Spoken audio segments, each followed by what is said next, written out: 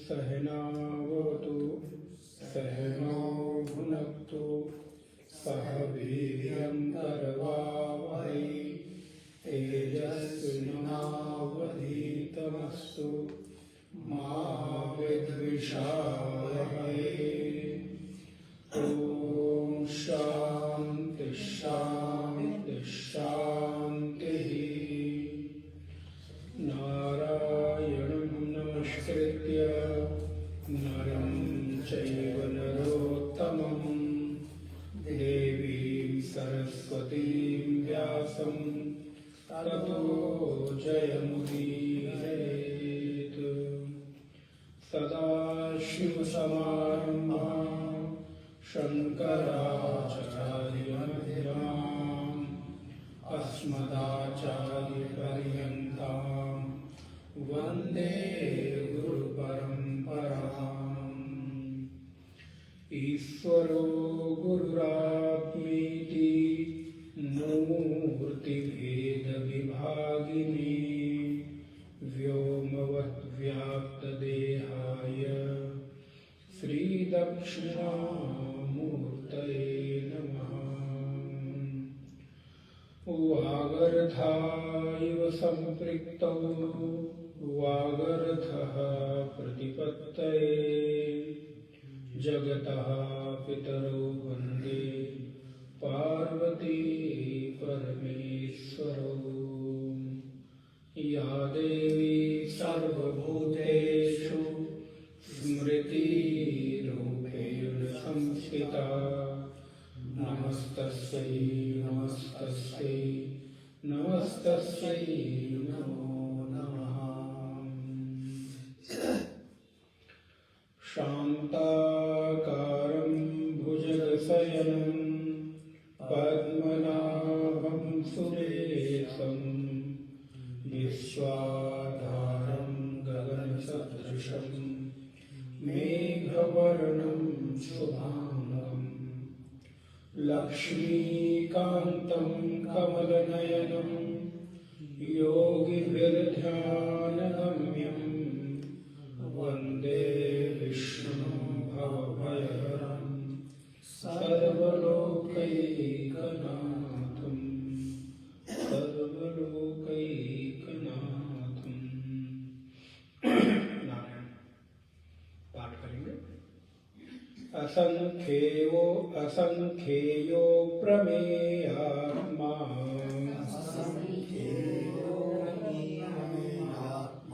विशिष्टः शिष्टकृच्छुषिः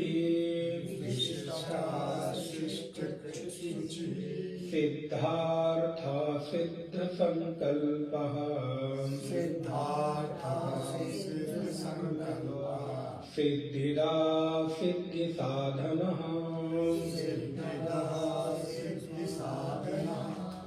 वृषा हि वृषभो विष्णुः वृषपर्वा वृषोदरः वर्धनो वर्धमानश्च विविक्तः श्रुतिसागरः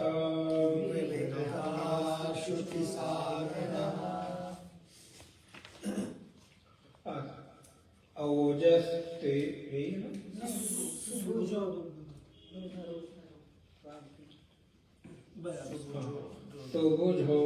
सुभुजो दुर्धरो वाग्मी महेन्द्रो वसुदो वसुः महेन्द्रो वसुदो वसुः नैकरूपो बृहद्रूपः नैकरूपो बृहद्रूपः विशिष्टः शिष्टप्रकाशनः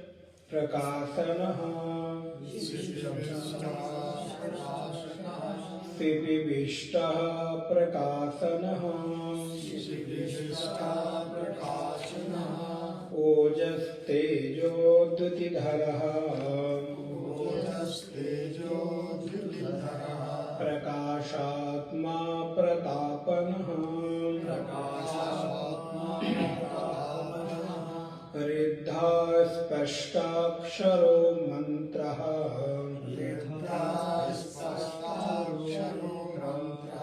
चन्द्रांशुर्भास्कराद्युतिः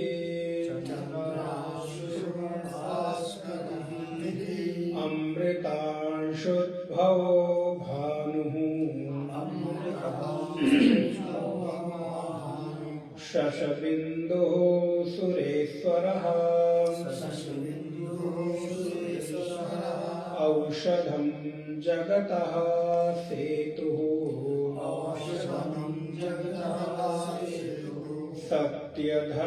सत्यधर्मपराक्रमः भूतभव्यभवन्नाथः पवनः पावनो नलः कामः कामकृत्कान्तः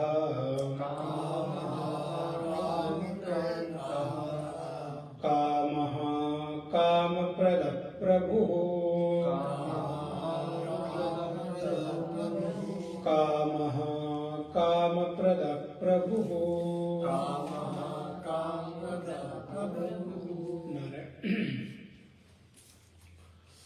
पिछले विष्णु सहस्रनाम के सत्र में हम लोगों ने भगवान के नारायण नाम पर विशेष रूप से विचार किया, जहाँ पर भगवान को नारायण नाम दिया गया।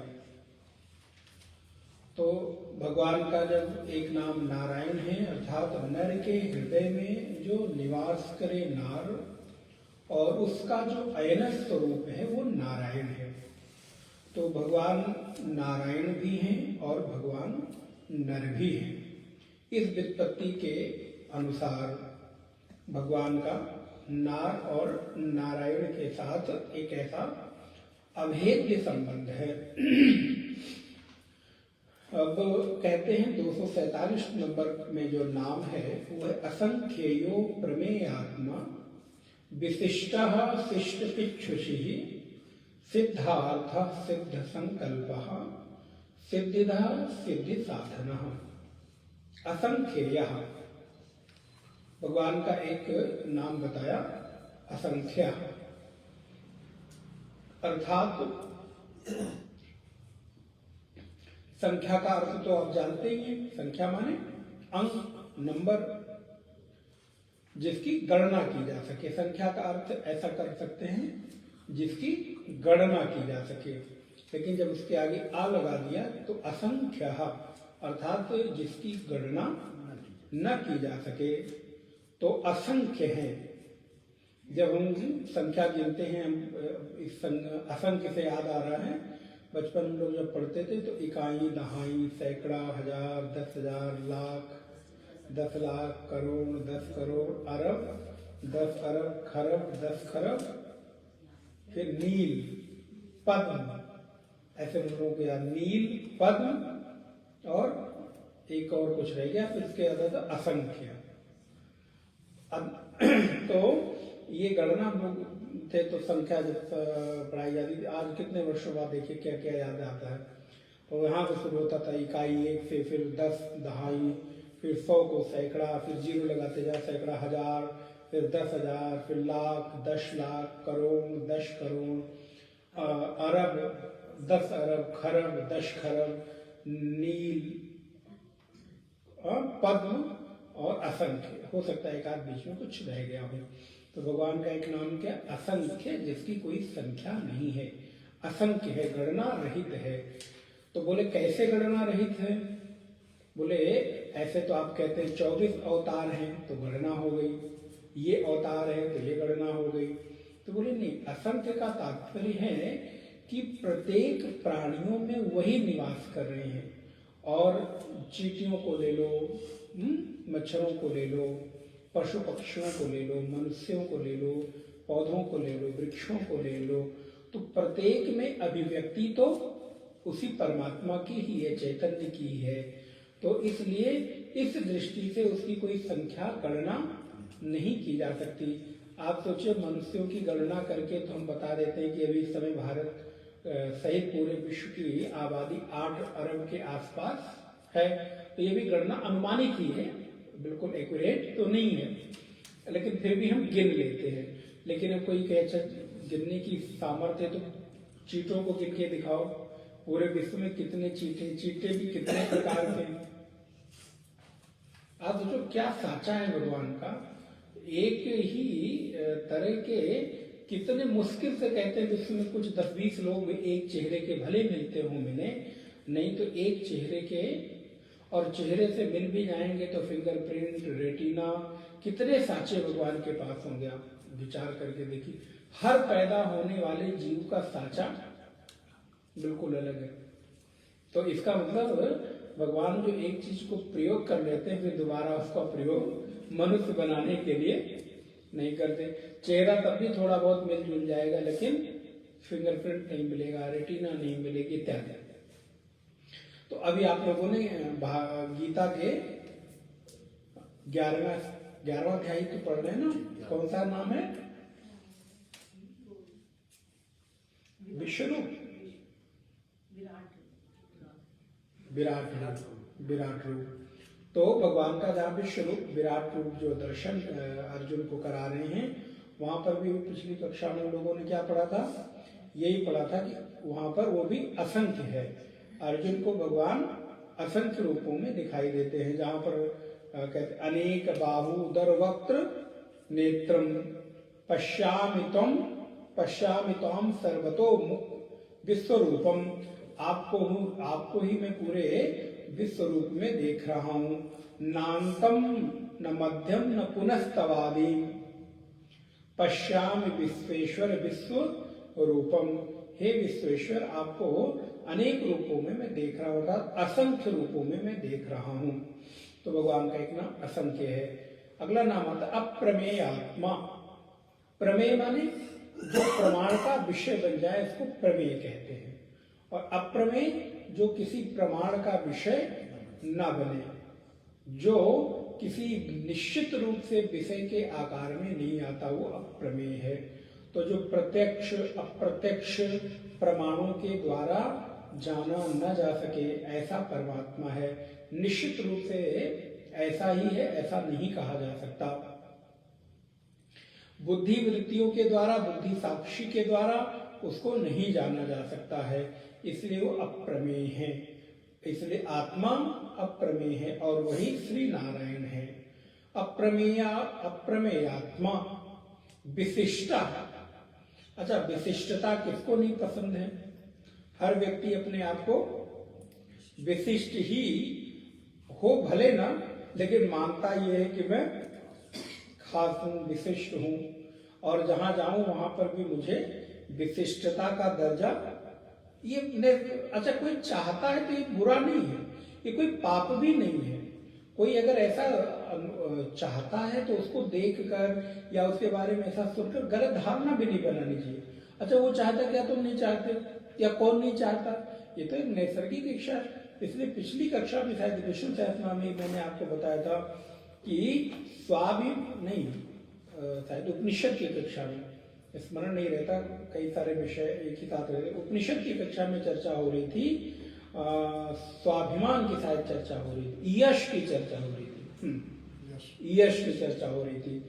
सहनो यशः, अब याद आया, श्रुति क्या है? सहनो यशः। शिष्य प्रार्थना करता है कि हम दोनों को यश प्राप्त हो। तो यश प्राप्त करने का जो स्वभाव है ये नैसर्गिक है, स्वाभाविक है। इसलिए अगर कोई यश प्राप्त करना चाहता है तो अधर्म नहीं है, पाप नहीं है, कोई और कोई उसके लिए प्रयत्नशील है तो वो भी कोई अधर्म अथवा पाप नहीं कर रहा है, बल्कि ये एक गुण है जिसको नित्य प्रति डेवलप करना चाहिए कि हमको यश मिले। अगर ऐसा अवगुण होता ये अथवा दुर्गुण होता ये तो श्रुति ये तो ना कहती कि सहनव यश। अगर श्रुति कह रही है कि हमको यश प्राप्त हो तो ये बिल्कुल स्वाभाविक है। इसी प्रकार यहां पे कह रहे हैं विशिष्टता, मैं विशिष्ट हूं, मुझे विशिष्टता के रूप में जाना जाए तो ये कोई दुर्गुण नहीं है, बल्कि ये एक सद्गुण है और हर व्यक्ति को विशिष्ट होने का अधिकार है। अगर इसको ऐसे कहा जाए कि प्रत्येक व्यक्ति को अपनी विशिष्टता प्रयोग करने का, विशिष्टता प्रदर्शित करने का अधिकार प्राप्त है, लेकिन एक मर्यादा में रहकर। तो अगर कोई मर्यादा में रहकर विशिष्टता प्रदर्शित करता है अथवा विशिष्टता से संबंधित विषयों को अपने भीतर डेवलप करता है, संग्रह करता है, तो ये उचित ही है। तो भगवान में विशिष्ट हैं। कैसे विशिष्ट है? बोले अपने स्वरूप में विशिष्ट हैं। आप देखिए भगवान की कौन सी ऐसी चीज है जो विशिष्ट नहीं है? रूप विशिष्ट, नाम विशिष्ट, यश विशिष्ट, स्वभाव विशिष्ट, स्वरूप विशिष्ट, गुण विशिष्ट, उनके प्रत्येक चीज तो विशिष्ट है। विशिष्ट अर्थात विशेष है। अस स्वभाव नहीं सुने न देखे। मानस में गोस्वामी जी कहते हैं कि राम जी का स्वभाव कैसा है? बोले अस स्वभाव नहीं सुने न देखे। ऐसा स्वभाव आज तक हमने देखा नहीं कि राम जी का के जैसा किसी का स्वभाव हो। और परमात्मा का स्वभाव देखकर ही तो शत्रु का भाई विभीषण भगवान की शरण में आया। विभीषण क्या कहता है? श्रवण सुयस सुनियाए, ये आपका यश है। इसीलिए श्रुति कहती है, एक के साथ दूसरी चीजें जुड़ी हुई है कि श्रवण सुयस सुनि आयो। मैंने सुन रखा, झूठ मूठ का नहीं आ रहा कि आपको यश देने का और यश प्राप्त करने का दोनों का गुण आप में। तो इसलिए अगर हमको यश देना पड़े कभी तो उसके नाम को लेकर यश देना चाहिए। अगर कोई कार्य कर रहा है, सहयोग कर रहा है, तो उसका नाम लेके यश दे। और यश लेने का भी समय आए तो भी पीछे ना रहे। ये भी एक गुण है। अगर मैंने कोई कृत ऐसा किया है, हमें कोई पुरस्कृत कर रहा है, हमें कोई सम्मानित कर रहा है, मुझे यशस्वी होने का अवसर दे रहा है, तो भी ये उपनिषद के आदेशानुसार हमको उसका, और सभी महापुरुषों ने स्वीकार किया, तो यश लेने देने में कभी पीछे नहीं होना चाहिए। तो अगर हमने कोई ऐसा कार्य किया, मेरे नाम के साथ यशस्वी होने का अवसर मिल रहा है, तो उसको भी करना चाहिए। अगर हमें विशिष्टता है तो अपनी विशिष्टता प्रदर्शित भी करनी चाहिए। और कोई हमको विशिष्ट दिख रहा है तो उसकी विशिष्टता का वर्णन करना चाहिए, उसको हमें थोड़ा प्रोत्साहित करना चाहिए। हाँ, आप में ये गुण है। तो भगवान का सुयस सुनकर ही तो विभीषण शरण में आया कि श्रवण सुयस सुनि आयहूं, प्रभु भंजन भव भीर, त्राई त्राई आरत हरण, श्रवण सुखद रघुवीर। प्रभु आपके स्वभाव को सुनकर, आपके प्रताप को सुनकर ही मैं आया हूं। इसलिए भगवान का स्वभाव प्रताप विशिष्ट है। अच्छा, कैसे विशिष्ट है? नाम रूप लीला गुण धाम स्वरूप स्वभाव। अच्छा, एक इस सबसे विशिष्ट तो है ही है। आपकी आत्मा अब नारायण है, तो नारायण आपकी आत्मा ही है, तो आपकी आत्मा विशिष्ट है। किससे? आपके पंचकोशों से विशिष्ट आत्मा। तत्वबोध में आप ही पढ़ते ना, आत्मा तरही आत्मा कहा, तो कहते पंचकोशातीता सन, अवस्थात्रय साक्षी सन, यह सा आत्मा जो अवस्थात्रय से साक्षी है, जो पंच कोशों से विशिष्ट है, वो आत्मा है। तो आपकी आत्मा पंच कोशों से रहित है, अवस्थात्रय से रहित है, और आपके शरीर स्थूल, सूक्ष्म और कारण शरीर से रहित है। तो इस सबसे रहित परमात्मा है, तो वो विशिष्ट तो हुआ ही हुआ। इसीलिए उसको परिभाषित नहीं किया जा सकता। आत्मबोध, बहुत दिनों से मैंने आत्मबोध नहीं पढ़ा, आज पता नहीं ये थोड़ा देख रहा था उसके पहले, तो आत्मबोध बड़ा सुंदर ग्रंथ है। कभी आप लोग पढ़े कि नहीं पढ़े? अच्छा, पढ़ रहे। बहुत ही सुंदर, उसके 30-31 श्लोक उदाहरणों के साथ जो है, प्रत्येक श्लोक में एक उदाहरण और एक सिद्धांत दिया गया है। बहुत ही प्यारा ग्रंथ है, तो पढ़ना चाहिए। तो देखते हैं कभी अवसर मिला तो सरसरी नजर से लोग 2-4 दिनों में उसको देख लेंगे।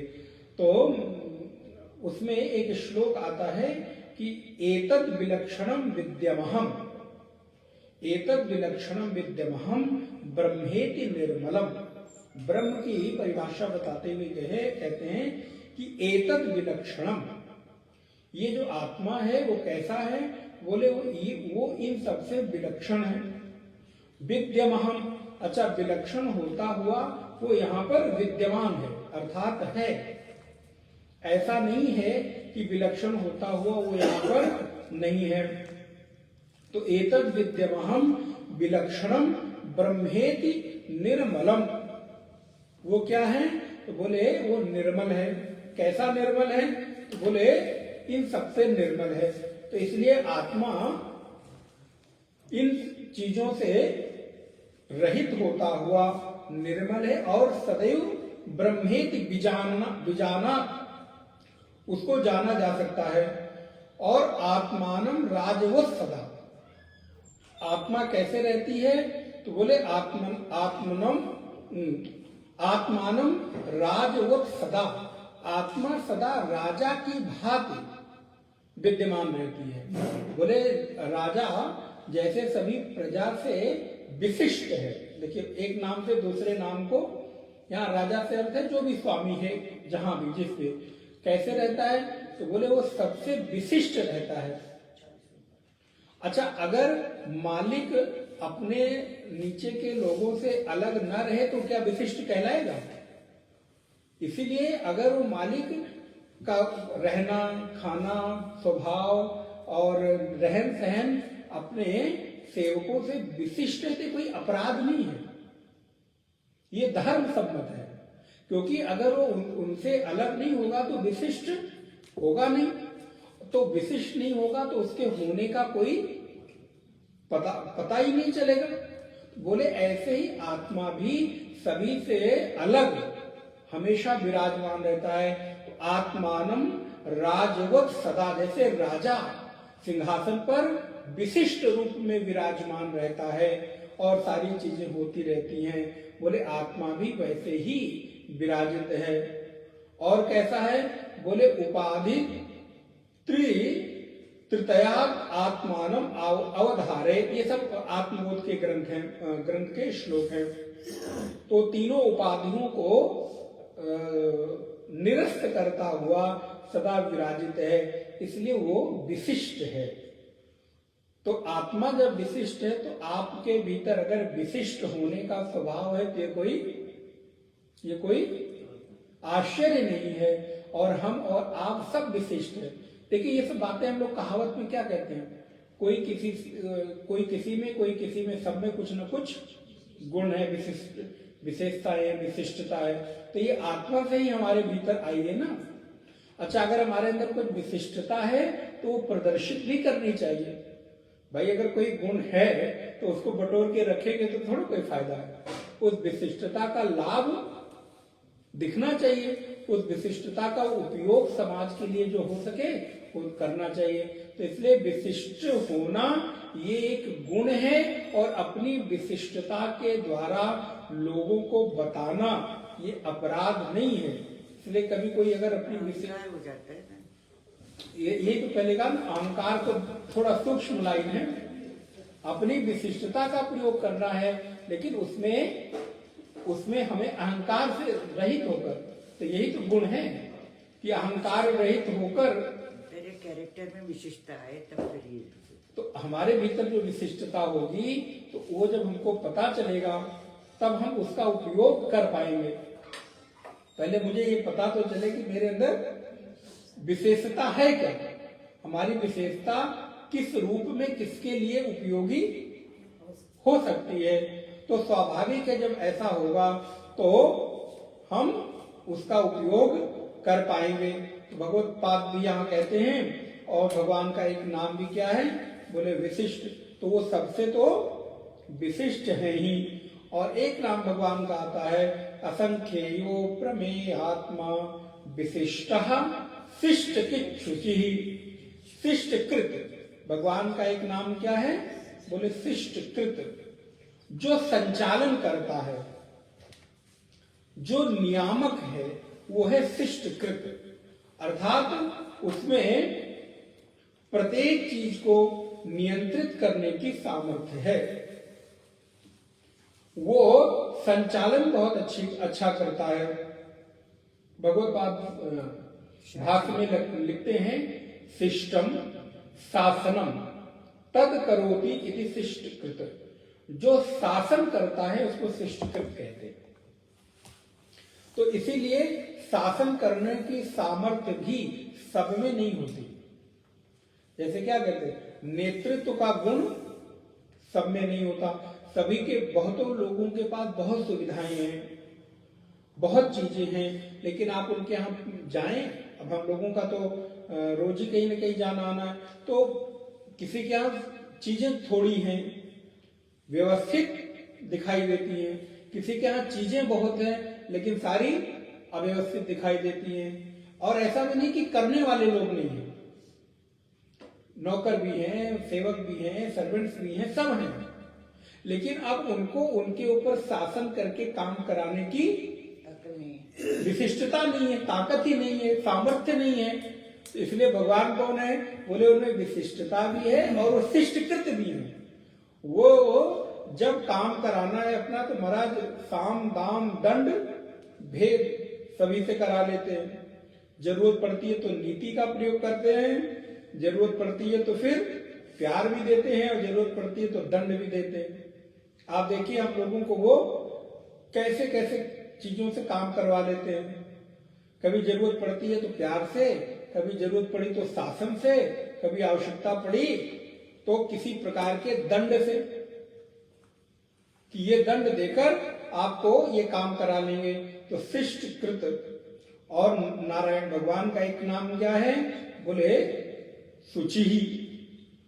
शुचि माने पवित्र। भगवत पाद लिखते हैं निरंजना। देखिए ऐसे सामान्य शुचि तो हम लोग जानते हैं कि जो शुद्ध है, पवित्र है, और इस पर कई बार हमने आपको बताया स्वच्छ और पवित्रता अलग अलग है। स्वच्छता होना और पवित्रता होना बिल्कुल अलग अलग है। कोई चीज बिल्कुल नीट एंड क्लीन है तो जरूरी नहीं कि वो पवित्र हो। तो इसलिए शिष्टकृत शुचि पवित्रता।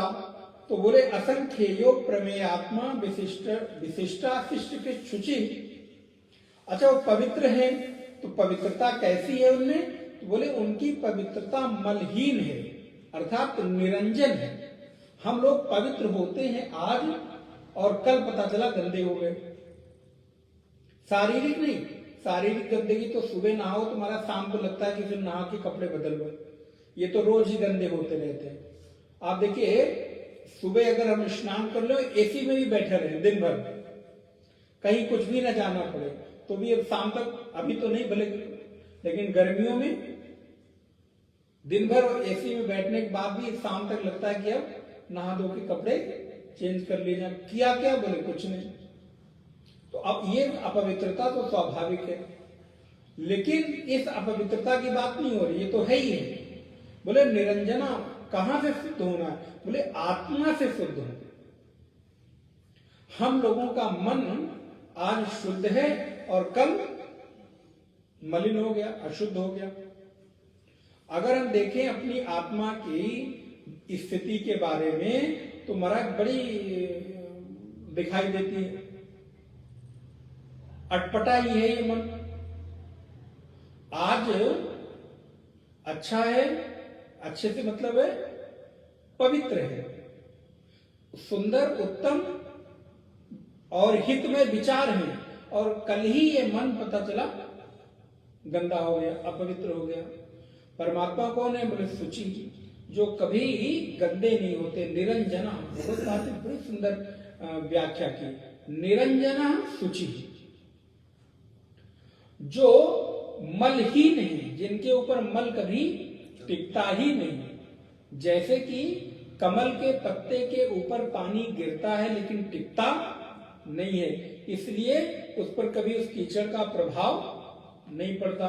बोले ऐसे परमात्मा भी हैं जो कभी भी गंदे नहीं होते, अपवित्र नहीं होते, किसी भी प्रकार का मल और मलिनता उन पर बैठती नहीं है।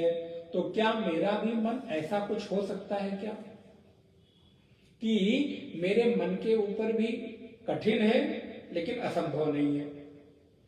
कि क्या मेरे मन के ऊपर भी कोई मल, कोई मलिनता, कोई विपरीतता, कोई परिस्थिति का दबाव बैठे नहीं? बोले संभव है, लेकिन अभ्यास से। मन में सामर्थ्य है, कर सकता है, क्योंकि इतना कर सकता है तो इतना भी कर सकता है। आप कहेंगे नहीं कर पाएगा। अगर नहीं कर सकता, मन के भीतर सामर्थ्य नहीं होती, तो वो थोड़ा भी पवित्र नहीं होता। यदि थोड़ा पवित्र हुआ है तो अधिक हो सकता है, अधिक हो सकता है तो वो बिल्कुल हो सकता है। समझ पाए ना हम क्या कहना चाह रहे हैं? कई बार लगता है ना महाराज कैसे संभव है संसार में रहते हुए, परिस्थिति का दबाव। अच्छा संभव नहीं होता तो थोड़ा भी नहीं होता, फिर आप हमेशा पूरे के पूरे ही अपवित्र होते। लेकिन मन पर थोड़ी सी पवित्रता आपको अनुभव हो रही है साधना से, तो जब थोड़ी हो रही है तो वो अधिक भी हो सकती है। तो शुचि, शिष्ट शुचि, सिद्धार्थ, भगवान का एक नाम सिद्धार्थ है। कितना सुंदर नाम है। बोले सिद्धार्थ का मतलब क्या हुआ? तो बोले सिद्धार्थ का मतलब है सिद्धो निवृत्तः अर्थमानो अर्थस्येति सिद्धार्थः सिद्धार्थ सत्यकामः। अर्थात इच्छित चीजों को सिद्ध करने की सामर्थ्य, जो उनको मन में आ जाए कि मुझे ये करना है, तो वो कार्य सिद्ध हो जाए, ऐसा जिसका स्वभाव है वो सत्यकाम और सिद्धार्थ है। संकल्प को पूर्ण करने की सामर्थ्य, जो कुछ भी प्राप्त करना चाहे वो जीवन में प्राप्त कर सके, ऐसा जो स्वभाव है वो सिद्धार्थ है। तो भगवान का एक नाम सिद्धार्थ, एक नाम है भगवान का सिद्ध संकल्प। सिद्धार्थः सिद्ध संकल्प, अर्थात जिसका संकल्प सिद्धो निष्पन्नः सत्य संकल्पस्येति सिद्ध संकल्पः सत्य संकल्पः। सिद्ध संकल्प का अर्थ सत्य संकल्प। तो इसके दो अर्थ हैं। उनका जो संकल्प होता है वो सिद्ध होता है, सत्य होता है, अथवा वो ऐसा ही संकल्प करते हैं जो संकल्प सत्य हो। कितना सुंदर अर्थ है। एक तो मेरे भीतर ये सामर्थ्य हो जाए कि मैं वही सोचूं जो पूरा कर सकता हूं, अथवा जो मैं सोचता हूं वो पूरा हो जाता है। थोड़ा सा अंतर है। तो अगर जो मैं सोचता हूं वो पूरा नहीं हो पाता कदाचित, तो इसका उल्टा करना शुरू कर दो। जो पूरा कर सकते हो वैसा ही संकल्प करो, वैसा ही सोचो। तो भगवान के साथ दोनों है। वो वही संकल्प लेते हैं जो पूरा हो सकता है, अथवा जो संकल्प ले लेते हैं उसको पूरा करके रहते हैं। तो हमारे भीतर भी ये सामर्थ्य आ सकती है। या तो मैं वही संकल्प करूं जो जो संकल्प मैं पूरा कर सकता हूं। इसलिए व्यक्ति को अपने संकल्पों पर बहुत ध्यान देना चाहिए। कई बार हम लोग भावुकता में आके, भावनाओं में आके बहुत सारे कमिटमेंट कर लेते हैं, बहुत सारे संकल्प कर लेते हैं, हम ऐसा करेंगे, ऐसा करेंगे, ये कर लेते हैं, वो कर लेते हैं। तो अपने संकल्प या तो पहले करें नहीं, और करें तो फिर उसको पूरा करने का प्रयत्न करें। कई बार हम लोग, अब ये व्यवहारिक पक्ष है, कई बार बहुत सारी चीजें मनौती मान लेते हैं, जिसको कहते हैं ना, ये काम हो जाए ये करेंगे। अच्छा, जब तक नहीं हुआ रहता तब तक मनौती याद रहती है, और काम पूरा हो गया तो मनौती याद नहीं आएगी। अच्छा, याद भी आएगी तो फिर नहीं, कल कर लेंगे, याद नहीं आएगी, ऐसा नहीं है, टालते रहे, कल कर लेंगे, अब क्या जल्दी है। और जब तक नहीं हुआ था तब तक महाराज रोज एक के ऊपर एक मानते जाते थे। वो नहीं कर पा रहे तो उनको मान लेते थे, वो नहीं कर पा रहे तो उनसे मान लेते थे। अब ये देवता नहीं कर पा रहे तो दूसरे देवता का मान लें, और जब हो गया तो सारे देवता नमो नमः, अब बैठो अपने घर में। तो इसलिए अपने संकल्प पर ध्यान रखना चाहिए। मेरा संकल्प कैसा हो? बोले मेरा संकल्प या तो जो मैं करूं वो पूरा करूं, अथवा जो पूरा कर सकता हूं वही संकल्प करूं। नहीं तो संकल्प का प्रभाव जीवन में आता है, और कदाचित उस संकल्प को पूरा करने के लिए आपको एकाध जन्म भी लग सकते हैं, क्योंकि भगवान आपके भीतर बैठे हैं और वो कल्पतरु हैं।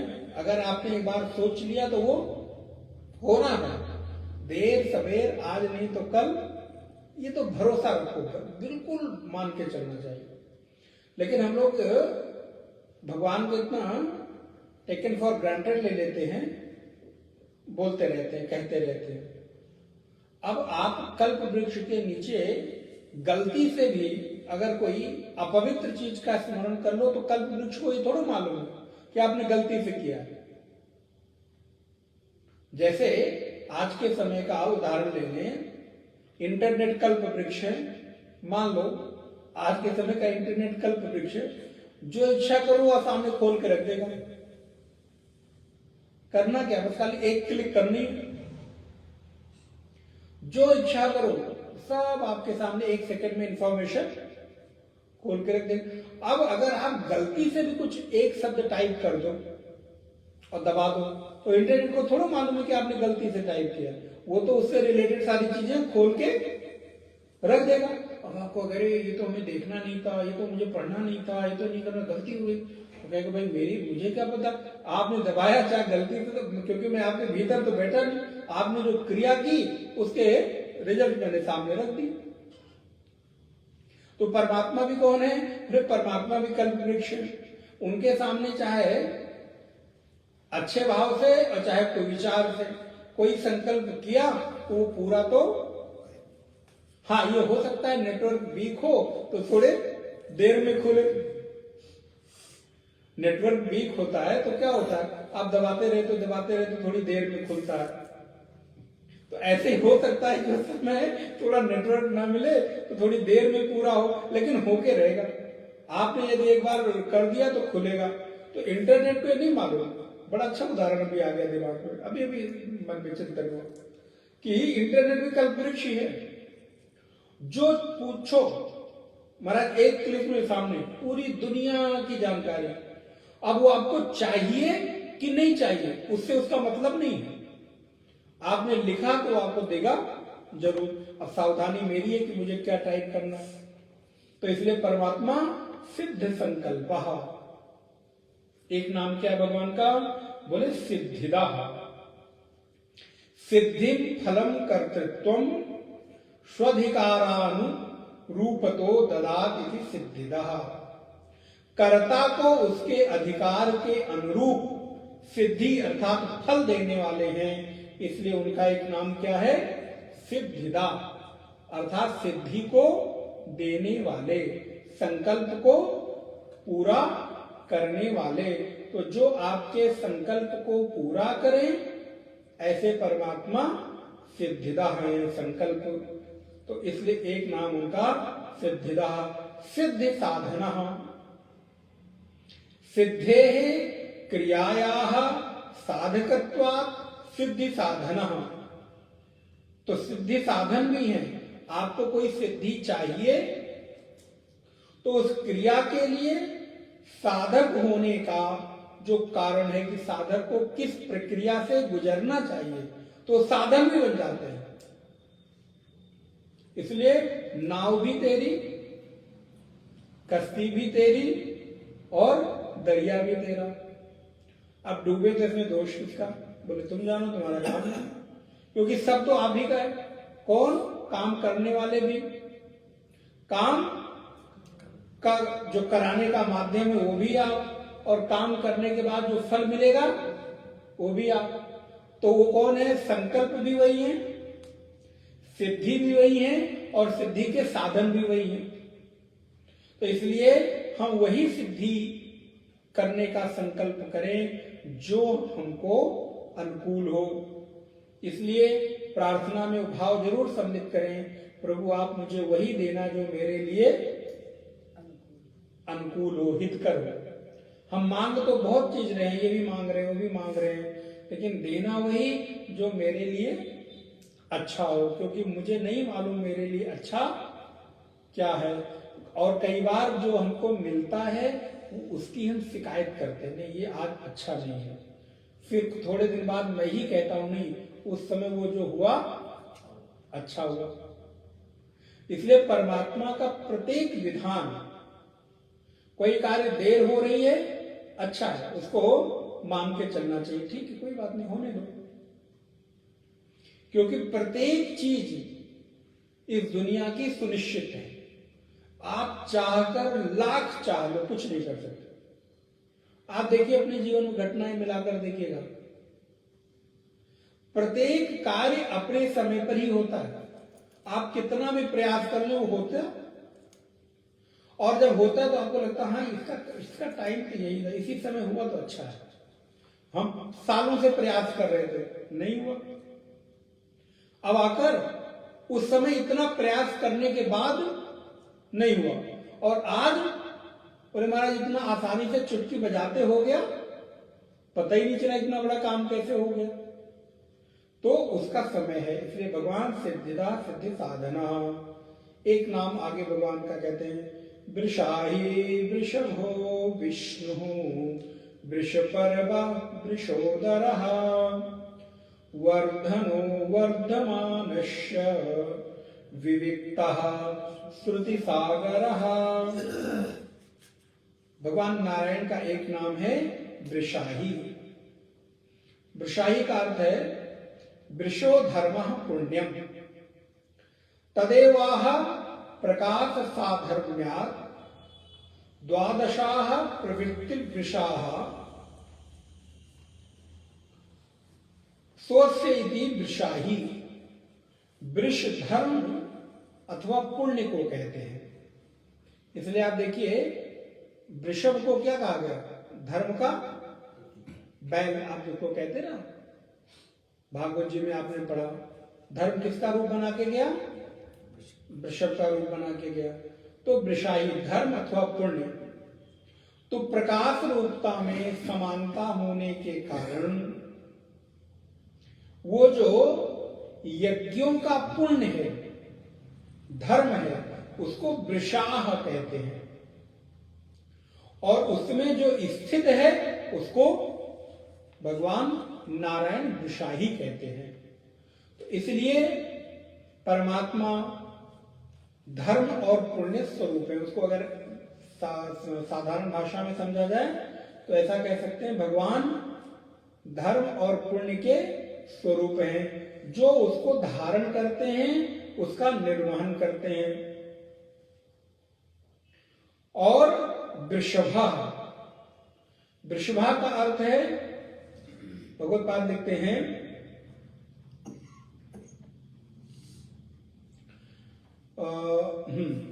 वृषाः इत्यत्र राजवः राजः सखिभ्यश्च इति। तो भगवान का एक नाम वृषभ है। वृषभ का अर्थ है कि धर्म को इंगित करने वाला। इसलिए जब भी धर्म का स्वरूप बताया गया तो किस रूप में बताया गया? वृषभ के रूप में बताया गया। तो उसके तात्विक रूप को जानने वाले जो हैं, उसको धारण करने वाले जो हैं, अथवा धर्म की वर्षा करने वाले जो हैं, उसको वृषभ कहते हैं। जो धर्म को धारण करता है वो वृषभ कहलाता है। तो इसलिए परमात्मा का एक नाम वृषभ श्री नारायण है।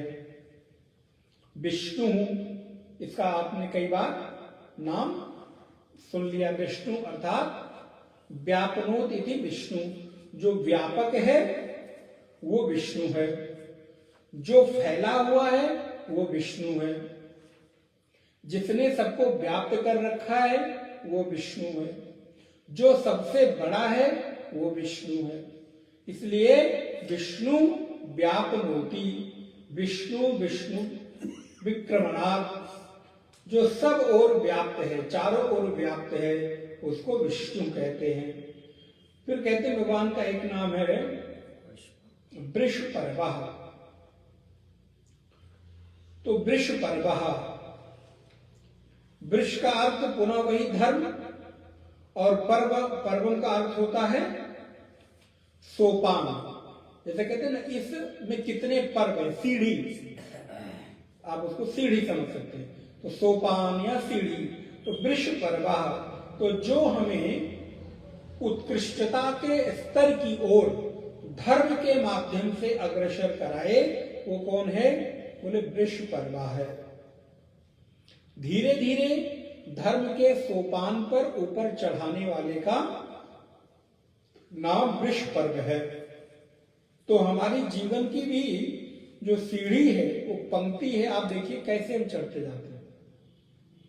आज अगर हम अपने जो भी उपलब्ध हमारी सामर्थ्य है, उपलब्धि है, उस पर अगर एक नजर में दृष्टि दौड़ाएं, तो क्या हम अचानक किसी सोपान पर पहुंच गए कि एक स्टेप बाय स्टेप आए? महाराज पहले तो चलने के लिए साइकिल भी नहीं हुआ करती थी। फिर हमने सेकेंड हैंड साइकिल खरीदी। फिर धीरे धीरे बाइक भी खरीदी, 20 साल पुरानी बाइक खरीदी। फिर थोड़ी और अच्छी कंडीशन की खरीदी। फिर थोड़ा प्रयास करके नई खरीदी। आप देखिए, पहले हम किराए के घर में रहते थे, फिर क्या हुआ? बोले फिर थोड़ा फ्लैट में चले गए और अच्छे सोसाइटी में चले गए। फिर क्या हुआ? बोले फिर महाराज भगवान ने कृपा की, छोटा सा एक घर खरीद लिया। आप देखिए, सभी की अनुभूतियां यही तो है ना। और उसके बाद अच्छा, जो जहां है, अगर मान लीजिए कोई बहुत बड़े घर में भी पैदा होता है, लेकिन अगर उसकी अपनी उपलब्धि देखिए तो उसकी भी उपलब्धि वहीं से शुरुआत है। वो पैदा बहुत बड़े घर में भले हुआ, कोठी में पैदा हुआ, बंगलों में पैदा हुआ, महल में पैदा हुआ, लेकिन अगर उसके जीवन की अपनी शुरुआत देखिए, उपलब्धि देखिए, तो उसकी भी सोपान वही है, सीढ़ी दर सीढ़ी, कि मैं भी पहले ये था, फिर ये था। तो किसी व्यक्ति की के सोपान का नजरिया, पैमाना अलग हो सकता है, उसका अलग हो सकता है, लेकिन अचानक से एक पैर यहां और एक ऊपर रख दें और पहुंच जाएं, बोले कभी संभव नहीं है। और जो ऐसा करने का दुस्साहस करते हैं, फिर अंततोगत्वा क्या होता है? फिसल कर गिरते हैं। अगर कोई व्यक्ति अचानक से उपलब्धि को हासिल हो जाए या किसी अन्य गलत माध्यमों से अचानक से बढ़ जाए, तो आप जान लीजिए महाराज कि वो फिसलेगा जरूर। और हमारे और आपके आमने सामने बहुत सारे ऐसे उदाहरण, कहने की जरूरत नहीं है। 5 साल में पता चला महाराज वहां पहुंचे और अगले 6ठे साल खाने के लिए भी नहीं रहा। ऐसे कितने सारे लोगों को हम लोग देखते हैं। एक समय स्थिति ऐसा थी कि महलों में रहते थे, आज बोले किसी के यहाँ किराए पे रहते हैं। कैसे हुआ? बोले कहीं ना कहीं सोपान सीढ़ी को उन्होंने छोड़ा, उसको आगे बढ़ने के प्रयास में उस प्रक्रिया से अपने आप को उन्होंने अलग कर लिया। तो परिणाम हुआ, चढ़ तो गए, लेकिन फिर जब गिरे तो हाथ पैर कमर सब टूटी। अच्छा, कोई चढ़ते चढ़ते सबसे ऊपर से गिरे सबसे नीचे आए तो उसको कितनी चोट लगेगी, और कोई एक स्टेप से नीचे गिरे तो कितनी चोट लगेगी? अंतर आएगा कि नहीं? एक स्टेप से आप गिरेंगे तो थोड़ा खरोच रोच आएगी, मोच ओच आएगी और आप बच जाएंगे। लेकिन अगर कहीं ऊपर से गिरे, बोले महाराज बचने की गुंजाइश तो बहुत कम है। इसलिए भगवान का एक नाम है वृषाही, वृषभो, विष्णु, वृषपर्वः, वृषोदरः। तो वृषोदरा अर्थात जो धर्म के सोपान पर हमको चढ़ाए, फिर वृषोदरा। एक अर्थ यहां पर वृष का करते हैं कि जो बरसता है, अलग अलग अर्थ होते हैं। वृष रूपाणी सोपान पर्वाणि आहु परम धमाहु अक्षोरिषिता इत्यतः वृषपर्वः। प्रजा वर्षतीव उदरम अस्येति वृषोदरा। भगवान का उदर प्रजा की वर्षा करता है, इसलिए वो वृषपर्वा है। अब इसका अर्थ क्या हुआ? इसका अर्थ है कि भगवान का उदर प्रजा की वर्षा करता है। हम लोग कहां से आए? भगवान के उदर से ही आए। सारी प्रजा कहां से आई? भगवान के उदर से आई। इसलिए जो भी प्रजा का वर्षा करने वाला है, उनके उदर से आने वाला है, वो वृषोदरः। और दूसरी दृष्टि से देखें, हमारे जीवन का आध्यात्मिक केंद्र कहां है? अगर आपके शरीर का केंद्र बिंदु माना जाए तो क्या मानते हैं? नाभि तो मानते हैं। तो नाभि आपके शरीर का आध्यात्मिक केंद्र बिंदु है। तो इसलिए उस सृष्टि की जो रचना परमात्मा करता है, वहां से सारे के सारे लोग वर्षा की भांति नीचे आते हैं। तो हम लोग वर्षा की भांति भगवान के उदर से पैदा होते रहते हैं। इसलिए परमात्मा का एक नाम वृषपर्वः, वृषोदरः। वर्धनः, वर्धमानस्य। जो वर्धन है, वर्धन का तात्पर्य है वर्धयति वर्धना। जो जीवन के भौतिक और आध्यात्मिक क्षेत्र का भरण पोषण करता है, उसका नाम वर्धन। आप वर्धन के आगे अलग अलग लगा सकते हैं। अब जैसे हर्षवर्धन, तो जो हर्ष अर्थात प्रसन्नता का वर्धन करे, बढ़ाए, उसका नाम हर्षवर्धन। धर्मवर्धन, प्रेमवर्धन। इसलिए वर्धन के आगे आप जो भी विशेषण लगाएंगे, उसका अर्थ तद अनुरूप बदल जाएगा। तो भगवान का मुख्य जो कार्य है वो वर्धन का है। वो हमारा भरण पोषण करते हैं। तो यहां पर भगवान शक्तिशाली रूप में है, आध्यात्मिक विकास, भौतिक विकास पूर्ण करते हैं। इसलिए उनकी अनुग्रह का परिणाम हमको प्राप्त होता है। इसलिए प्रत्येक वर्धन की गई चीज भगवान की अनुग्रह का परिणाम है। आपके भीतर जो भी कुछ बढ़ रहा है, धर्म बढ़ रहा हो, पुण्य बढ़ रहा हो, प्रेम बढ़ रहा हो, ध्यान बढ़ रहा हो, अथवा भौतिक संसाधन बढ़ रहा हो, वो सब वही बढ़ा रहे हैं। कौन? बोले श्री नारायण ही बढ़ा रहे हैं। इसलिए उनका एक नाम वर्धन। वर्धमान, बोले भगवान का एक नाम वर्धमान है। कितना सुंदर नाम। प्रपंच रूपेण वर्धतः इति वर्धमानः। बोले प्रपंच रूप से बढ़ाते हैं, इसलिए वर्धमान है। प्रपंच माने इस विश्व को, इस संसार को वो बढ़ाते हैं, इसलिए वो वर्धमान है। तो विविक्ता, जो अकेला है वो विविक्त है। इत्थम वर्धमानोपि पृथक एव तिष्ठति विविक्ता, जो बढ़े हुए में सबसे पृथक है वो विविक्त है।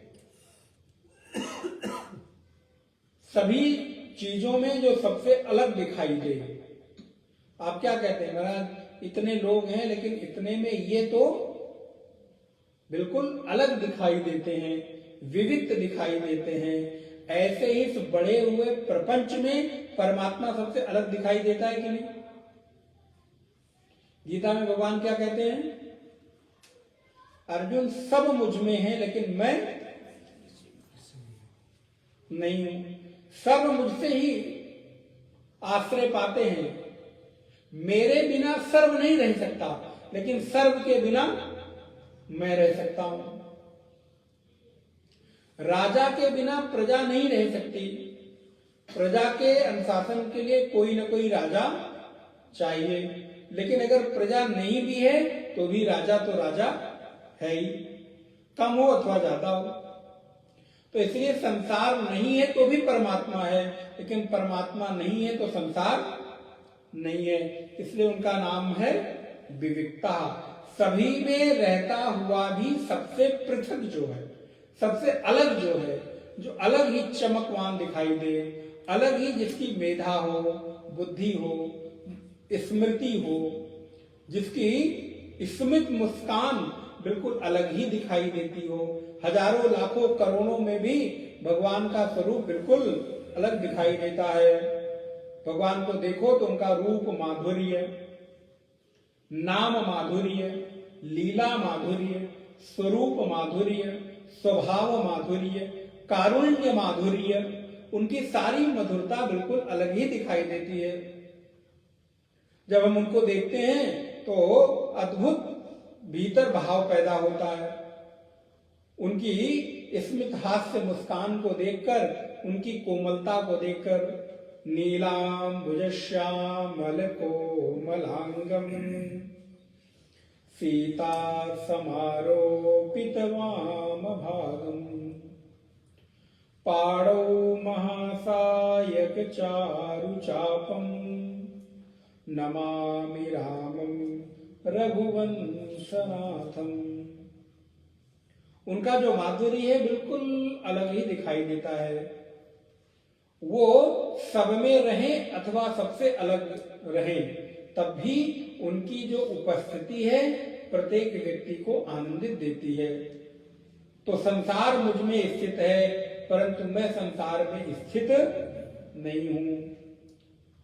संसार से मैं रहता हुआ भी संसार से अलग हूं। जैसे कीचड़ में रहता हुआ भी कमल कीचड़ से अलग है, ऐसे ही क्या गुण मेरे भीतर आ सकता है कि नहीं?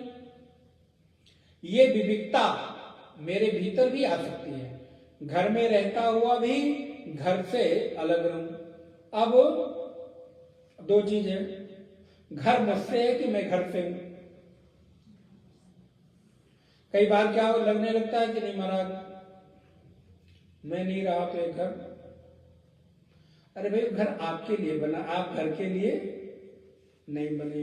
लेकिन हम लोग, जैसे कल ही मैं आपको कह रहा था कि कई बार संबंधों के आनंद प्रेम की अनुभूति में मैं अपने स्वयं के व्यक्तित्व को भुला देता हूं, अपने महत्व को भुला देता हूं। तो परिणाम होता है कि फिर मेरा अस्तित्व बचता ही नहीं है, क्योंकि संसार ऐसा ही है, जितना उसके साथ करते चलो जाओ फिर आपके अस्तित्व को कभी, क्योंकि यश देने का काम भगवान ही कर सकते हैं। संसार के लोग तो यश लेने का काम करते हैं, कुछ लोग भले हों। इसलिए संसार का ये बिल्कुल स्वभाव है, जितना उनके लिए करते चले जाओ वो उतना ही आपके व्यक्तित्व अस्तित्व को कुचलते चले जाते हैं।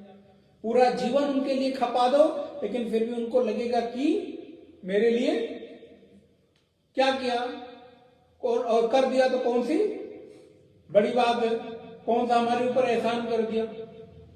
तो क्या हुआ, बोले हमने अपने पूरे जीवन को देने के बाद भी हमारा व्यक्तित्व, हमारा अस्तित्व मिट गया, यश भी नहीं मिला। तो बोले क्या करें, यश लेने के लिए काम करें? बोले हम ये नहीं कह रहे खाली यश के लिए काम करो, लेकिन जो हमारा अधिकार है वो फिर मुझे तो मिलना चाहिए। अगर हम देखो यही होता, अगर हम वहां समझौता कर लेते हैं, फिर तो ऐसा हो आप 1 महीने की नौकरी करो और कहीं कोई आपको पैसा ना दे, फिर आप क्यों रोते हो? वो भी कहते नौकरी करते रहो, पैसा क्या नौकरी पैसे के लिए कर रहे हो? ऐसे जो सेवा है, जब कोई कहता क्या यश के लिए कर रहे थे, एहसान के लिए कर रहे थे, उसके लिए कर नहीं रहे थे, लेकिन वो देना आपका कर्तव्य तो बनता है ना। हम ना मांगे इसका मतलब मेरा अधिकार मुझे न मिले, तो ये तो फिर थोड़ी सी गलत बात हो गई। इसलिए विविधता, सब में रहकर सबसे अलग रहने का, घर में रहकर घर से अलग रहने का, मानसिक रूप से अपना विकास करिए। ये गुण भगवान से सीखना है, हमें उनसे अलग नहीं होना। देखो भगवान संसार से अलग नहीं होते, संसार में ही रहकर संसार से अलग रहते हैं। ऐसे मुझे भी, मेरे भी मेरा एक अपना संसार है, पूरा संसार भगवान का है, लेकिन हमारा अपना, सबका अलग अलग संसार है कि नहीं? हमारा अलग संसार है, आपका अलग संस्कार है, आपका अलग संसार है, आपका अलग संसार है। हमारे यहाँ जो ड्राइवर है उसका अलग संसार है, नौकर है उसका अलग संसार है, मालिक है उसका अलग संसार है। सबके अपने अपने संसार हैं, किसी का इतना बड़ा, किसी का इतना बड़ा, बड़ा बड़ा। जितना भी आप होते जाए आपके संसार बड़े होते चले जाए, और भगवान सबसे बड़े इसलिए पूरा संसार उनका। लेकिन जब उनके भीतर ये गुण है, कितने बड़े संसार में उनका होकर भी वो इसे कभी मोह नहीं करते, तब हम उन्हीं के अंश होने के नाते इतने छोटे से संसार से मोह क्यों कर बैठते हैं? भाई हम भी उन्हीं के अंश हैं, तो उनका ये गुण तो मेरे में आना चाहिए ना। अगर भगवान इतने बड़े संसार से मोह करने लग जाए तो आप सोचो, क्योंकि वो संसार से मोह नहीं करते इसलिए वो सबके हैं। अगर वो मोह कर बैठे तब तो एक के ही बन के रह जाएंगे। फिर एक भक्त जो आगे निकला उसने तो भगवान को ले लिया, दूसरे बैठे देख रहे हैं टकटकी लगाए, वो किसी के नहीं इसलिए सबके हैं। सबके हैं इसलिए पूरे संसार के। अद्भुत है ये लीला। तो इसलिए भगवान विविधता, श्रुति सागर, एक नाम है श्रुति सागर। सभी शास्त्रों की जो नदियां हैं वो भगवान में जाकर समाहित हो जाती है। भगवत्पाद लिखते हैं, श्रुतयः सागरः इवात्र निधीयन्ते इति श्रुति सागरः। समुद्र में जैसे संसार के सारे जल जाकर समाहित हो जाते हैं, ऐसे ही भगवान में सारी श्रुतियां जाकर समाहित हो जाती हैं, इसलिए वो श्रुति सागर हैं। सारी श्रुतियां बह बहकर कहां जा रही हैं? भगवान में। जैसे सारी नदियां बहकर समुद्र में जा रही हैं, ऐसी सारी श्रुतियां, वेद का प्रवाह कहां पर जाकर रुक जाता है? परमात्मा में। इसका अर्थ क्या हुआ? हम जितने भी शास्त्र, उपनिषद, भागवत, गीता, वेद पढ़ते हैं, उन सारे पढ़े हुए श्लोकों, मंत्रों का एक ही अंतिम लक्ष्य है, वो है परमात्मा में जाकर आपको समाहित कर देना। और जैसे ही वो आपको उसमें समाहित करते हैं, उनका अस्तित्व मिटकर व्यापक और विराट हो जाता है। जैसे गंगा समुद्र में मिलकर व्यापक हो जाती है, विराट हो जाती है, ऐसे ही गीता उस दिन आपके लिए पूरी हो जाएगी जिस दिन आपको अपने लक्ष्य परमात्मा से। इसलिए सारे शास्त्र, श्रुति, उपनिषद, वेदांत, वेद सब बह बहकर किधर के लिए जा रहे हैं? आप अभी विष्णु, अच्छा बताइए दूसरे तरह से, अभी विष्णु सहस्त्र नाम पढ़कर ये आपको बहाकर कहां ले जा रहा है? विष्णु सहस्त्र नाम की धारा में आप बह रहे हैं ना। अगर यहां हैं तो बह ही रहे हैं, तो कहां ले जा रहा है वो? और उपनिषद, गीता, कब सुंदरकांड का पाठ किया, अंततोगत सुंदरकांड भी किधर को ले गया आपको? बहाकर आपको, आपके मन को भगवान की ओर ही तो ले जा रहा है ना। अंतर इतना है, कोई थोड़ा धक्के लगा के ले जाता है, कोई एसी कार में बैठा के ले जाता है, कोई बस में बैठा के ले जाता है, कोई मर्सिडीज और BMW में बैठा के ले जाता है, पहुंचाते सब वही है। आप किसी भी कार में बैठ कर जाए, बस अंतर इतना है, जाने के सुख का फर्क पड़ेगा। अब आपको यहां से दिल्ली जाना हो तो चाहे मर्सिडीज में जाए और चाहे मारुति 800 में जाए, वो पहुंचाएगी आपको। बस अंतर है कि एक कंफर्ट से पहुंचाएगी, थोड़ा जल्दी पहुंचाएगी, और एक थोड़ा धक्के लगाते हुए, कहीं बंद हो गई तो चलो उतरो, थोड़ा धक्का भी लगाओ।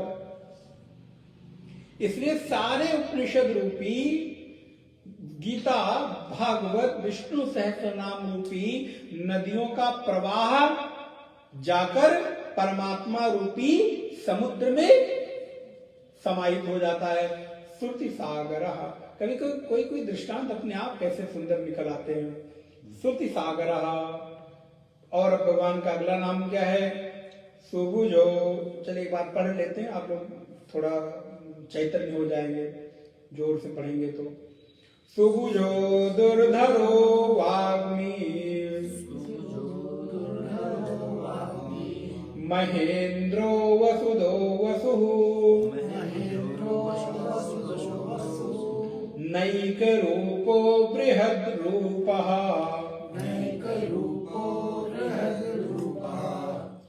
सिपिविष्टः प्रकाशनः सिपिविष्टः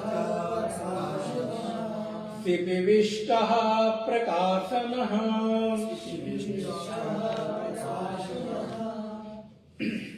तो अब भगवान का एक नाम है सुभुजः। सुभुजः शोभनाः भुजाः जगद्रक्षाकराः अस्येति सुभुजः। जिसकी भुजाएं सुंदर हैं वो कौन है? अच्छा देखो, अभी पढ़ने में कितना कठिन लग रहा था, लेकिन अर्थ पढ़ते ही अब कितना सरल हो गया कि नहीं। अब पढ़ने में सुबुझो सुबुझो सुबुझो, कई बार प्रोनाउंसिएशन नहीं आता। अब अर्थ पढ़ने के बाद सुबुझा, तो जिसकी भुजाएं सुंदर हैं उसको सुभुज कहते हैं। अच्छा, खाली ये सुंदर देखने के लिए ही हूं, देखने में गोरी चिट्टी हो, बिल्कुल कोमल हो, बोले ऐसी भुजाएं काम की नहीं आती। भुजा सुंदर वो है, नहीं वो आजान बाबू नहीं, भुजा सुंदर वो है जिस भुजा में बल हो, गरिष्ठ हो, बलिष्ठ हो, ताकतवान हो, बलवान हो।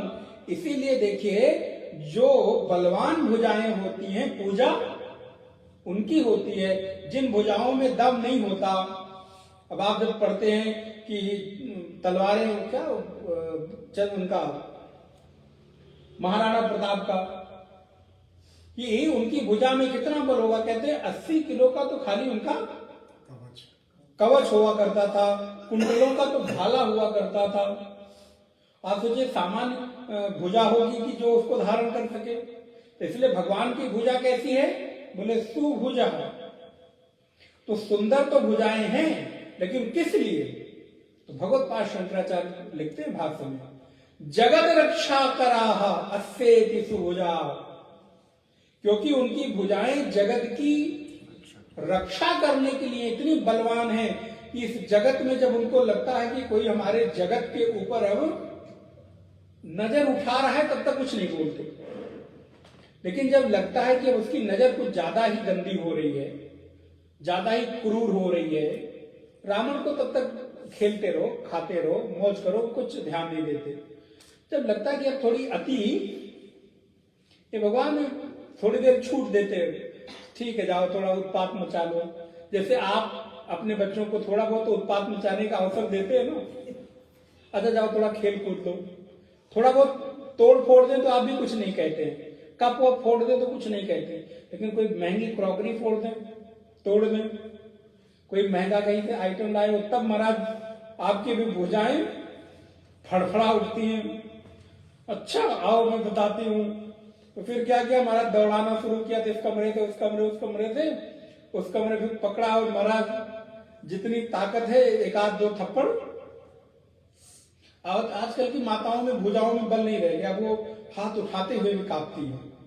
वो पुलिस को फोन कर देंगे ना, आजकल तो ये भी हो गया है, बच्चे तुरंत, अब यहाँ तो नहीं है अभी आपके अपने यहाँ, लेकिन बाहर तो देशों में महाराज तुरंत फोन कर देता है बच्चा, बचाओ मम्मी मार रही है।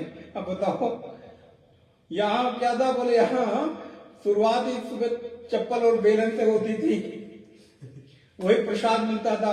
अब भुजाओं में बल थोड़ा, अब देखने में सुंदर हैं लेकिन मजबूत नहीं है।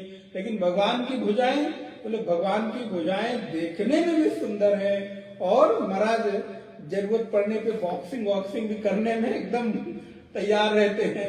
थोड़ी देर रावण को, कंस को, हिरण्यकश्यप हिरण्याक्ष को खेलने कूदते देते हैं, तो ये लगता है कुछ ज्यादा कर रहे था, एक आध थप्पड़ मार मार के कोई बैठा देते हैं, फिर धीरे धीरे कोई, तो आप देखिए ये सब दृष्टांत अपने साथ जरा जोड़ कर देखिए।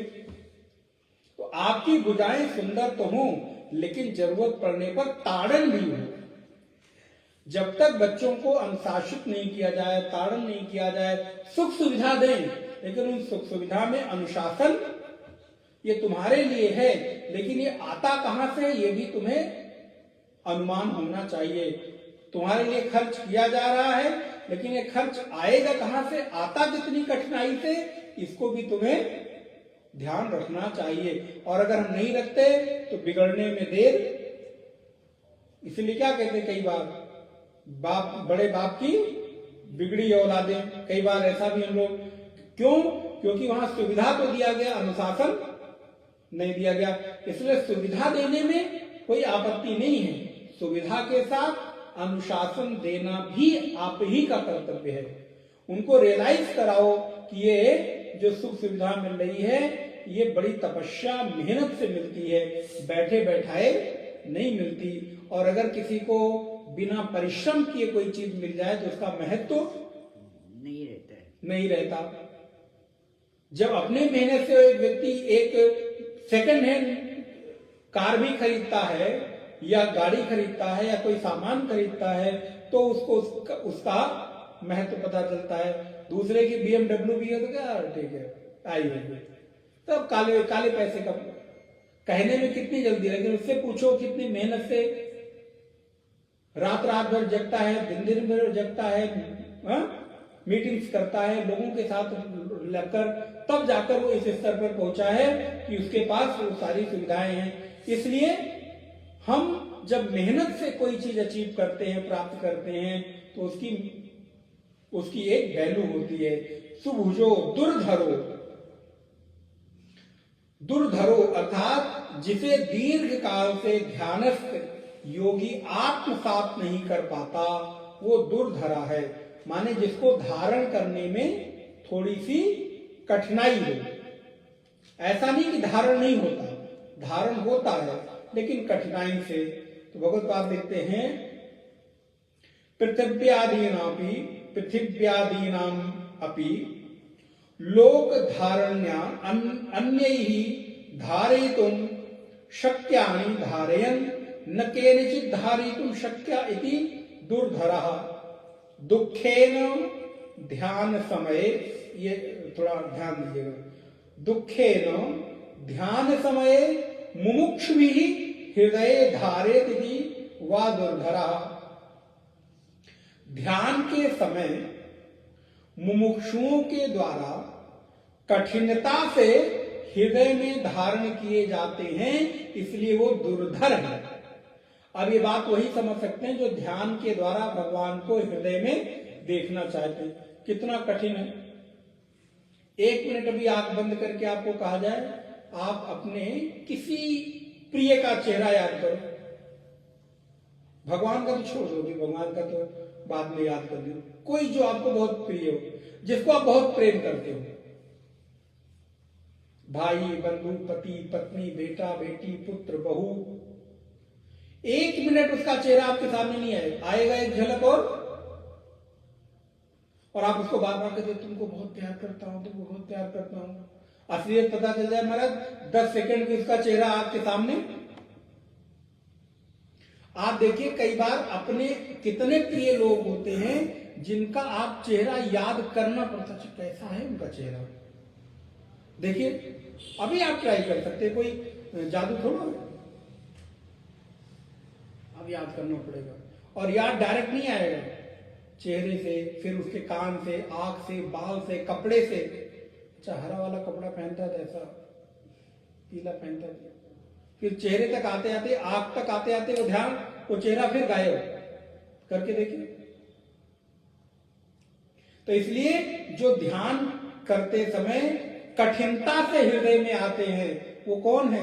बोलो नटखट छलिया कृष्ण है महाराज। आते हैं और इतना नटखट है, 1 सेकंड के लिए आया और गायब। फिर कोशिश कर करके व्यक्ति, और देखिए उसको पकड़ने के लिए कितना जोर लगाना पड़ता है। बाकी बिहारी डायरेक्ट मंदिर में नहीं। अब आप पहले गेट का ध्यान करिए, गेट से अंदर घुसे, सीढ़ियां हैं, फिर सामने मंदिर है, फिर द्वार है, फिर दरवाजा है, फिर पर्दे लगे हैं, फिर इतना करते करते एकाग्रता। और जब तक चरण में पहुंचते हैं तब तक तो महाराज उबन होने लगती है, व्याकुलता होने लगती है। अगर आपको आदत ना हो तो सच में आप व्याकुल हो जाओ। छोड़ो यार क्या करना है, यही कहते छोड़ो क्या करते, चलो पाठ कर लेते हैं। पाठ करने में आसानी है, हाँ उकताहट होने लगती है, व्याकुलता होने लगती है। आप गीता का 12वां अध्याय स्मरण करिए, श्रेयो ही ज्ञानाभ्यासा ज्ञानाध्यानम विशिष्यते ध्यानात् कर्म फल त्याग शांति अनंतरम। भगवान खुद कहते हैं कि ध्यान करना इतना आसान थोड़ा ना है। पाठ कर लिया तो लगता है कि बहुत बड़े साधक हो गए, वो क्या हो तो स्थूल है साधन। क्या कर रहे हो, बोलते चले जा रहे हो, ध्यान कहीं और भटक रहा है। हनुमान चालीसा पढ़ रहे हैं और दिन भर के प्लानिंग कर डाला, शिव अच्छा वहां जाना है, क्या किया, बोले महाराज पूरा पाठ हो गया और पता नहीं चला पाठ शुरू कब हुआ और खत्म कब हुआ। आप तो सही बताए, आप जो रोज पाठ करते हैं, अगर आपको स्थिरता पूर्वक कह दिया जाए सुना दीजिए तो आप नहीं सुना सकते, आप उसी स्पीड में सुनाएंगे। अगर आप ये कहा जाए, ये मैंने मेरे साथ भी एक बार आजमाया ना। एक दुर्गा जी का मैं कोई पाठ करता था, वो पाठ करते करते इतना वो हो गया तो खड़े हूं तो 1 सेकंड में पूरा। मैंने कहा ये क्या, तो बड़ी जल्दी हो गया। फिर जब धीरे धीरे धीरे धीरे करके करना शुरू किया तब लगता है कि अब जाके धीरे धीरे तो पता चला पहला अक्षर और अंतिम अक्षर, बस बीच के सब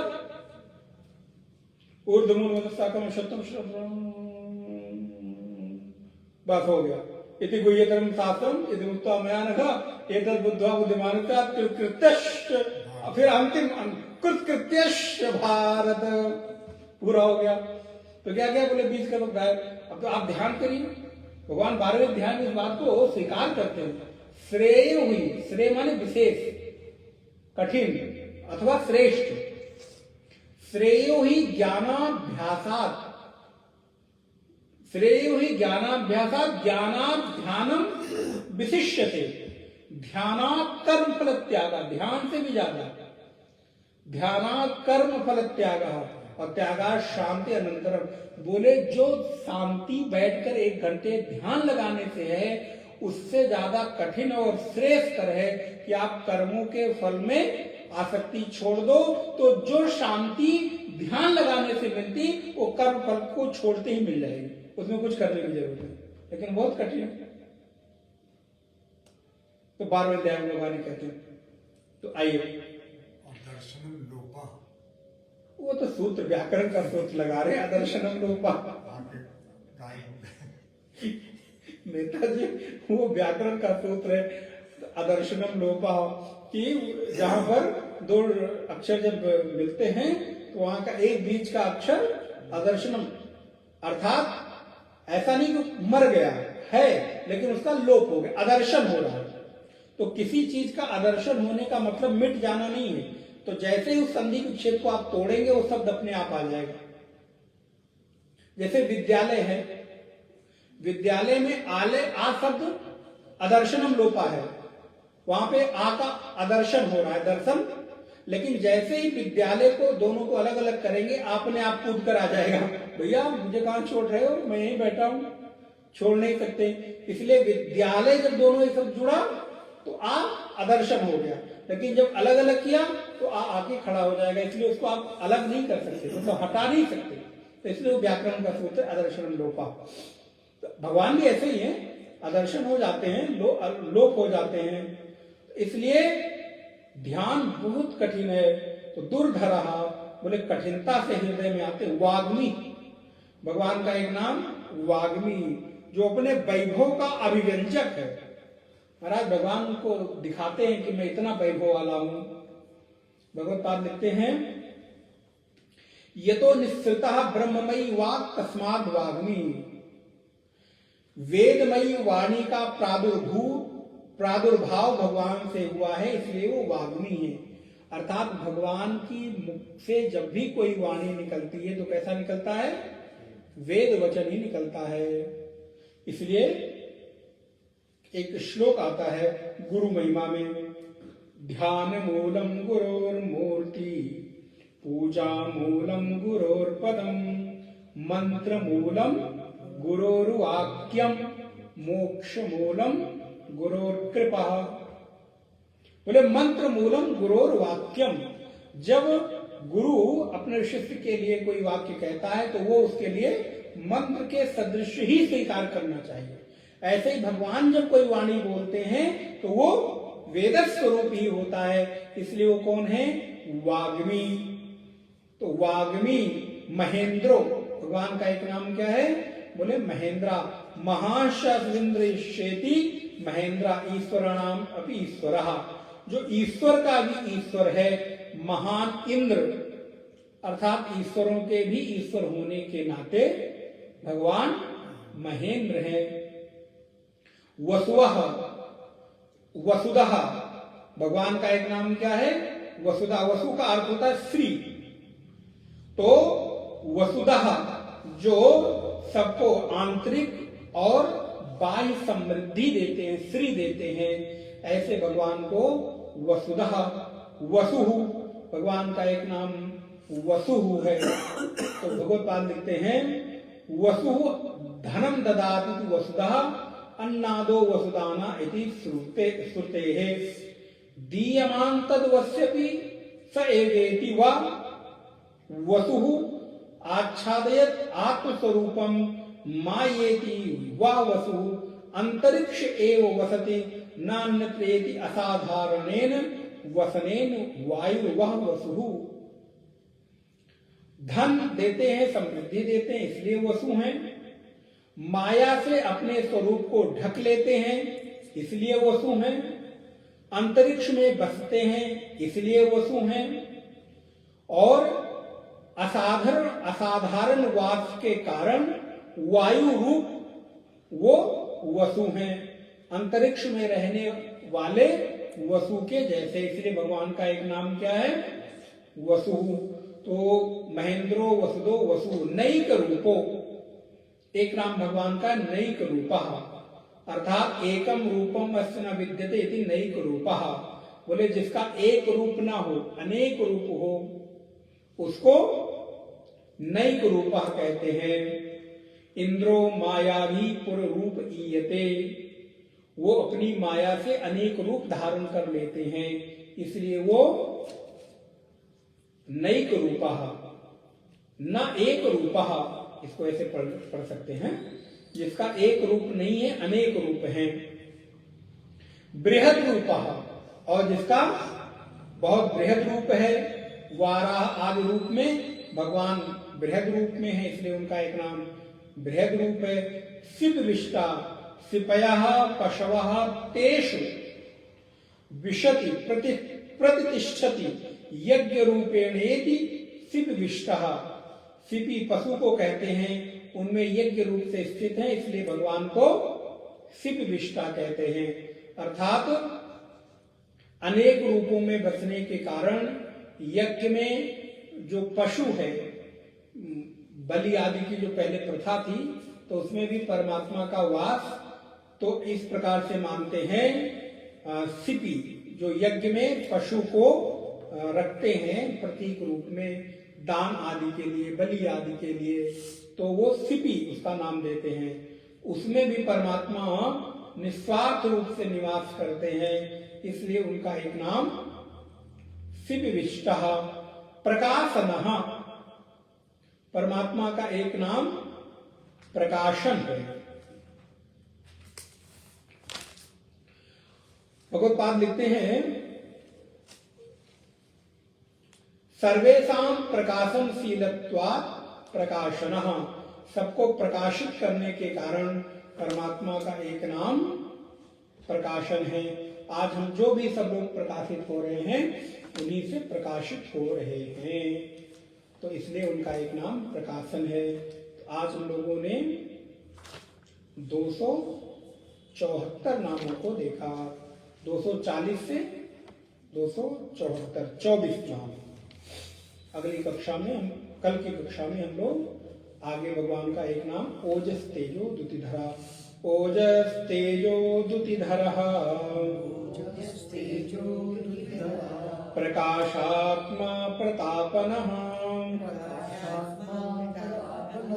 ऋद्धा स्पष्टाक्षरो मंत्रः, ऋद्धा स्पष्टाक्षरो मंत्रः, चंद्रांशुर्भास्करद्युतिः, चंद्रांशुर्भास्करद्युतिः। ओम नमो भगवते वासुदेवाय, ओम नमो भगवते वासुदेवाय, ओम नमो भगवते वासुदेवाय, ओम नमो भगवते वासुदेवाय, वासुदेवाय कृष्ण वासुदेवाय, वासुदेवाय कृष्ण वासुदेवाय, वासुदेवाय कृष्ण वासुदेवाय, वासुदेवाय कृष्ण वासुदेवाय। ओम नमो भगवते वासुदेवाय, ओम नमो भगवते वासुदेवाय, ओम नमो भगवते वासुदेवाय, ओम नमो भगवते वासुदेवाय, ओम नमो भगवते वासुदेवाय, ओम नमो भगवते वासुदेवाय। ओम पूर्णमदः पूर्णमिदं पूर्णात् पूर्णमुदच्यते, पूर्णस्य पूर्णमादाय पूर्णमेवावशिष्यते। ओम शांति शांति शांति। हरि ओम।